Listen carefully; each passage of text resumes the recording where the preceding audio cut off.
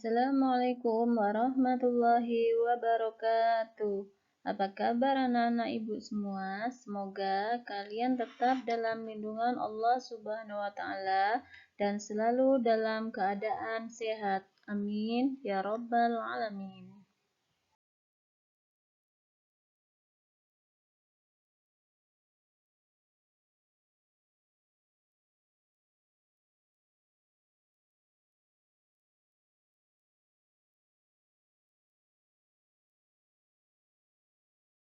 Sebelumnya, mari kita awali dengan membaca basmalah.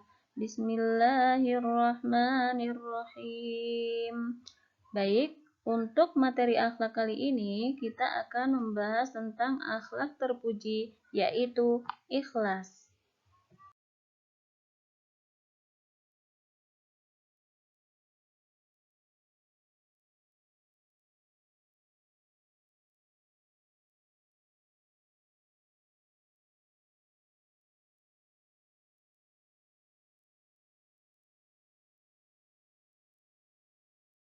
Baik, untuk materi ikhlas kali ini kita akan membahas beberapa submateri. Yang pertama, kita akan membahas tentang arti ikhlas.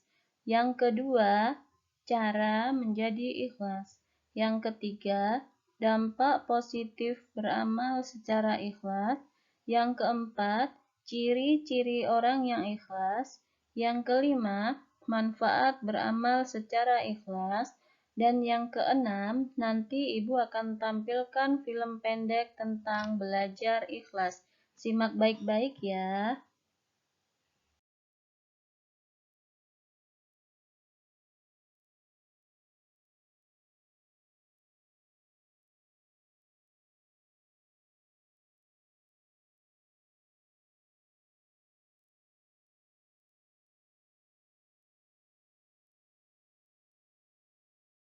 Baik, langsung saja kita ke pembahasan tentang arti ikhlas.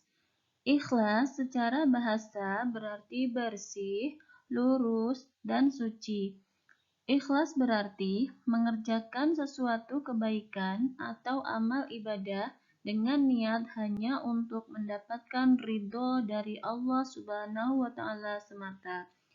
Jadi dapat dipahami, setiap kita melakukan perbuatan, setiap kita melakukan amal ibadah, itu tidak boleh diniatkan kepada selain Allah Subhanahu wa Ta'ala.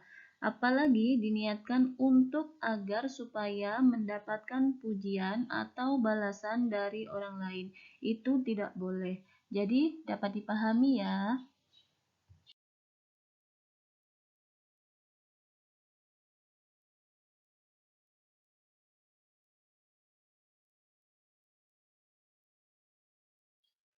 Nah, mengenai arti ikhlas tadi, berikut ada sebuah hadis yang berbunyi, semua perbuatan tergantung dari niat, dan balasan bagi setiap perbuatan itu tergantung dari apa yang diniatkan. Hadis riwayat Bukhari.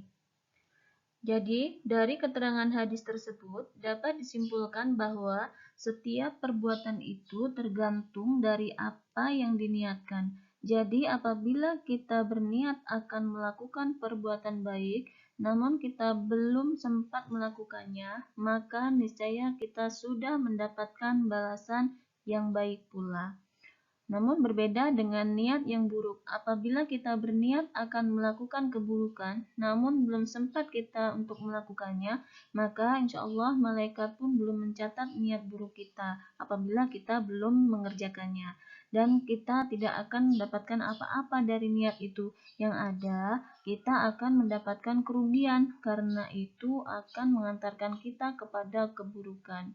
Jadi kita seharusnya lebih berhati-hati dengan niat ya, karena apa yang kita niatkan pasti akan mendapatkan balasan yang setimpal dari Allah Subhanahu wa Ta'ala. Selanjutnya, kita akan belajar ikhlas dari Quran Surat Al-Ikhlas ayat 1-4.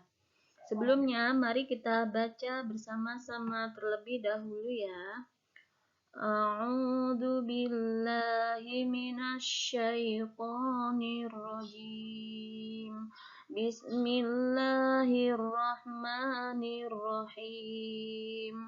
Qul huwallahu ahad. Allahus samad. Lam yalid wa lam yulad wa lam yakul lahu kufuwan ahad. Artinya, katakanlah dialah Allah yang Maha Esa. Allah adalah Tuhan yang bergantung kepadanya segala sesuatu. Dia tidak beranak dan tidak pula diperanakkan, dan tidak ada seorang pun yang setara dengan Dia. Jadi, mengapa kita harus belajar ikhlas dari surat Al-Ikhlas? Ada sisi menarik berkaitan dengan surat ini. Coba kita amati dan kita bandingkan dengan surat-surat sebelumnya dan sesudahnya. Dalam Quran surat Al-Lahab terdapat kalimat Abu Lahab yang menjadi pembahasan dalam surat tersebut. Kemudian, di dalam surat Al-Falaq ada kalimat Rabbil Falaq yang diambil sebagai nama surat tersebut. Akan tetapi, di dalam surat Al-Ikhlas, apakah kita menemukan kata ikhlas di dalamnya? Tidak kan? Inilah makna dari ikhlas sesungguhnya. Tidak perlu disebut, apalagi dipamerkan. Perilaku ikhlas seharusnya diterapkan dalam kehidupan sehari-hari. Jika kita bisa mengamalkannya, maka Allah Subhanahu wa Ta'ala juga akan mengapresiasinya dengan memberi keberkahan hidup dan bahkan akan memberikan ganjaran berupa pahala.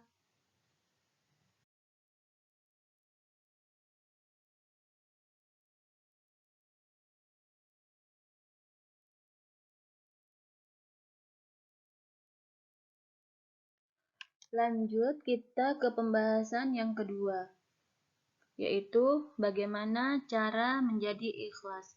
Yang pertama, cara menjadi ikhlas adalah dengan menguatkan niat di dalam hati. Jadi, niat merupakan kunci utama dalam melakukan suatu ibadah. Dengan berniat berarti kita berkeinginan untuk melakukan sesuatu. Dan perlu kita ketahui bahwa niat itu sangat menentukan kualitas suatu ibadah. Niat itu juga dapat menyampaikan amal kepada suatu tujuan. Jika niat tertanam dalam setiap melakukan aktivitas itu hanya karena akan mendapatkan ridho dari Allah Subhanahu wa Ta'ala, maka aktivitas itu akan mendapat nilai di mata Allah Subhanahu wa Ta'ala. Kemudian yang kedua yaitu mendekatkan diri kepada Allah Subhanahu wa Ta'ala. Jadi, apabila kita melakukan perbuatan dan di perbuatan itu kita lakukan dengan ikhlas, maka kita akan semakin dekat dengan Allah Subhanahu wa Ta'ala. Kemudian yang ketiga yaitu selalu memaafkan. Jadi, dengan memaafkan orang lain bukan berarti kita menjadi manusia yang rendah. Justru dengan memaafkan kita tergolong orang-orang yang sangat mulia.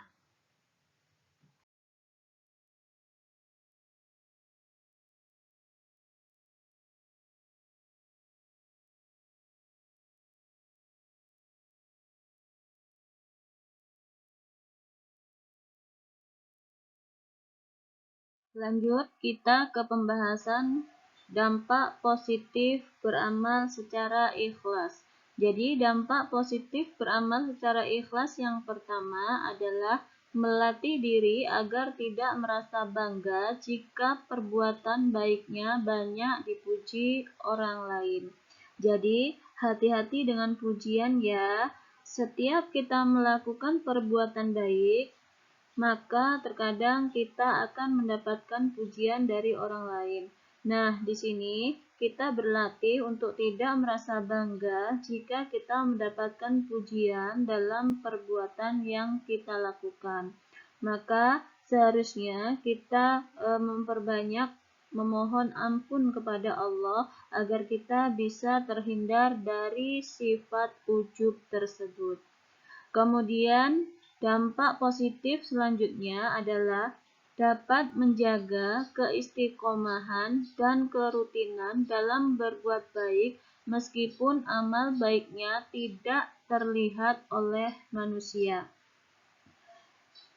Jadi, dampak beramal secara ikhlas itu dapat melatih kita selalu istiqomah dalam melakukan setiap aktivitas, meskipun aktivitas tersebut dilihat oleh orang lain maupun tidak dilihat oleh orang lain, meskipun dinilai oleh orang lain ataupun tidak dinilai oleh orang lain. Kemudian dampak positif yang selanjutnya adalah merasa senang karena adanya harapan mencari ridho Allah Subhanahu wa Ta'ala. Tentu kita akan merasa senang dong apabila perbuatan baik kita mendapat ridho dari Allah Subhanahu wa Ta'ala.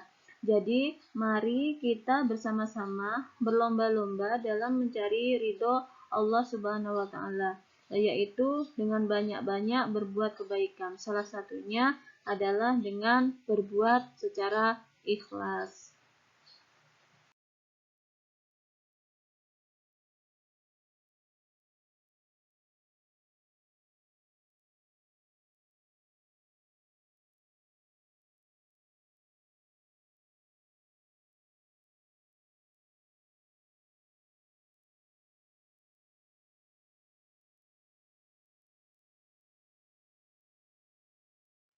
Selanjutnya kita ke pembahasan yang keempat, yaitu ciri-ciri orang yang ikhlas.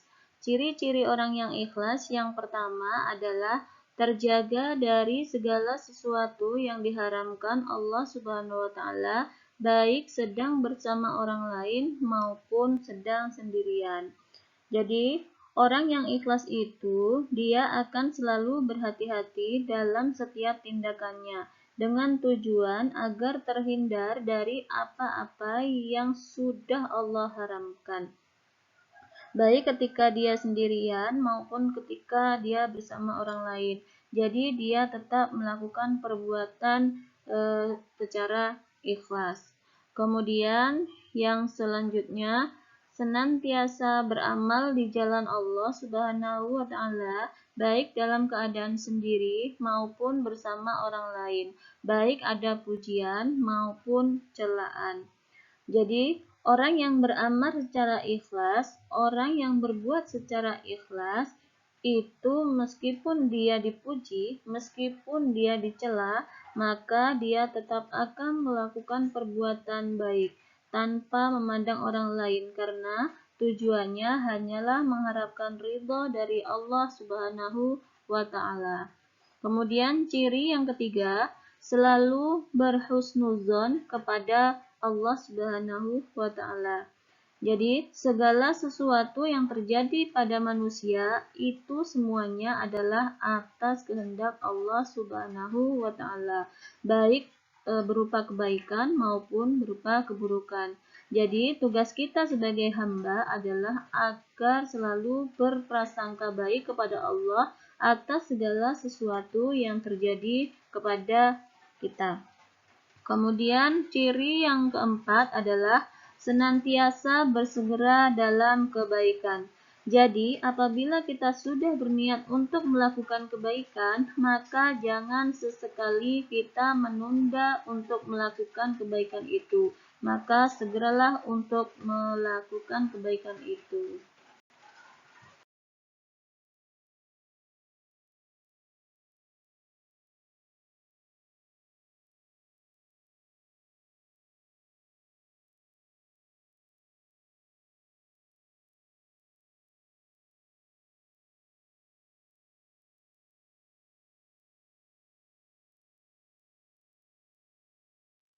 Selanjutnya, kita ke pembahasan yang kelima, yaitu manfaat ikhlas.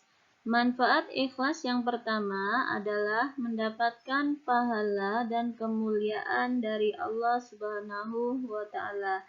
Jadi, Allah Subhanahu wa Ta'ala itu Maha melihat atas apa yang umatnya lakukan. Jadi Allah mengetahui mana perbuatan yang ikhlas dan mana perbuatan yang tidak ikhlas.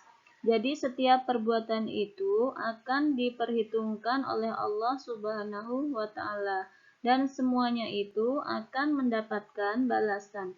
Karena itu, setiap amal perbuatan itu jangan sekali-kali diniatkan hanya karena ingin mendapatkan balasan dari manusia, tapi niatkanlah karena Allah Subhanahu wa Ta'ala. Kemudian manfaat yang kedua yaitu hati menjadi tenang dan lapang. Jadi, insya Allah orang yang selalu ikhlas maka hatinya jauh lebih tenang dan lebih lapang. Kemudian yang ketiga, dijauhkan dari rasa benci, iri, dan kecewa. Jadi, orang yang selalu ikhlas itu, dia tidak akan pernah merasa kecewa apabila apabila perbuatan yang dia lakukan tidak mendapatkan balasan yang sesuai dengan apa yang diharapkan. Karena itu, apabila kita melakukan kebaikan, niatkanlah karena Allah Subhanahu wa Ta'ala, maka Allah lah yang akan memberi balasan atas kebaikan yang kita lakukan. Maka kita akan terhindar dari rasa kecewa. Kemudian yang keempat, dicintai oleh sesama manusia. Jelas, orang yang suka beramal secara ikhlas itu akan cenderung lebih disukai oleh sesama.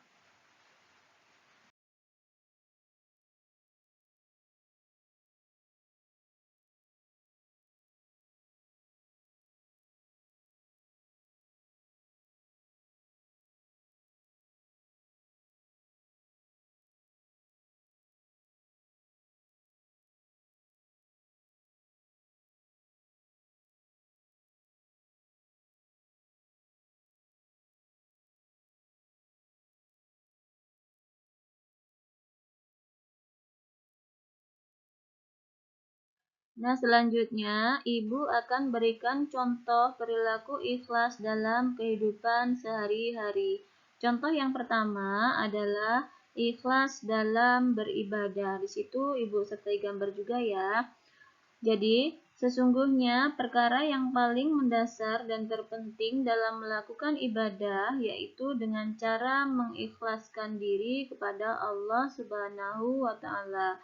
Sebagai contoh adalah ketika kita melakukan ibadah setiap hari, yaitu seperti melakukan sholat, maka kita harus melakukannya secara ikhlas. Jadi jangan sholat itu dijadikan beban ya. Kemudian kalau sholat kita lakukan secara ikhlas, maka insya Allah kita akan mendapatkan pahala dari Allah Subhanahu wa Ta'ala. Kemudian contoh yang kedua yaitu ikhlas dalam mengerjakan tugas. Nah, sebagai contoh, ketika kita diberi tugas oleh ibu guru atau bapak guru, maka kerjakanlah tugas itu dengan ikhlas. Jangan sampai dikerjakan sambil ngomel-ngomel. Misal, kenapa sih ibu guru memberikan tugas banyak banget? Padahal kan tugasnya banyak yang dari guru-guru yang lain. Itu tidak boleh ya. Kemudian, contoh yang ketiga yaitu ikhlas dalam memberikan pertolongan. Sebagai contoh, kita memberikan pertolongan itu harus kepada siapa saja orang yang membutuhkan. Jadi, jangan pilih-pilih kepada siapa kita harus memberikan pertolongan. Jadi, kapan kita mau menolong, kapan kita bisa menolong, maka bersegeralah untuk dilakukan.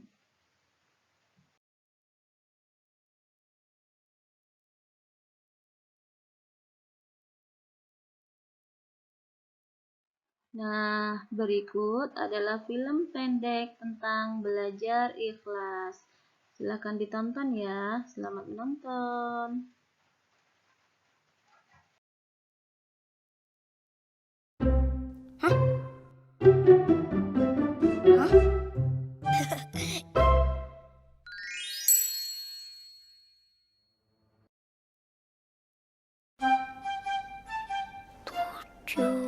kali 3 tambah 9.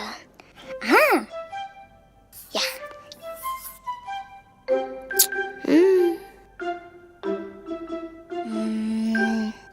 3 tambah 7 kurang 9. Payah. Apaan sih, Ra? Payah. Emang kamu tahu jawabannya? Maaf Nusa, ini temen Rara yang payah. Lagi bete ya? Kok menyun gitu? Ih, kesel. Rara kesel banget. Rara sebel sama temen Rara. Jangan jujur. Kesel sama siapa, Ra? Biasanya kan kamu yang ngeselin. Temen Rara minta tolong diajarin melipat kelinci. Dia dapat nilai bagus, tapi nggak bilang makasih sama Rara. Oh, gak bilang makasih. Iya. Dia malah bilang kelinci kamu jelek, Ra. Padahal punya dia kan Rara yang bikin. Udah ikhlasin aja, Ra. Ikhlasin? Gimana caranya belajar ikhlas? Jadi, kalau Rara sudah berbuat baik sama orang, dan orang itu gak baik sama Rara, jangan kesel. Udah ikhlasin aja. Berarti kalau nungguin makasih, artinya nolongin gak ikhlas ya? Nusa, belajar bisa ikhlas dari mana? Belajar dari Uma. Apaan belajarnya? Pas Nusa nangis dan kecewa. Kalau Nusa harus pakai ini. Terus sekarang udah ikhlas. Kok bisa? Iya dong, soalnya Uma aja gak pernah protes sama Allah. Uma aja bisa terima kalau kaki Nusa harus kayak gini. Oh, Makanya kalau Uma aja bisa nerima Nusa dengan ikhlas, berarti Nusa juga harus ikhlas menerima takdir Allah. wah hebat Nusa. Harusnya Rara lebih bersyukur ya. Makasih ya Nusa, udah ngajarin Rara belajar ikhlas. Nah, gitu dong. Udah gak kesel lagi kan? Kalau gitu, sekarang tolong ngambilin Nusa minum dong. Haus.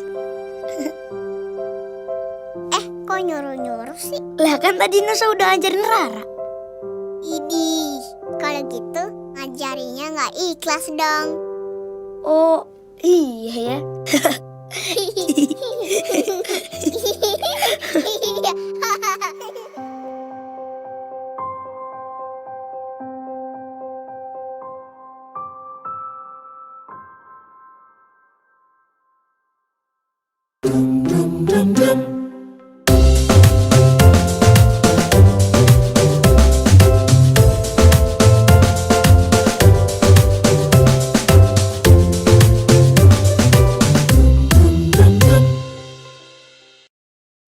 Selamat menonton.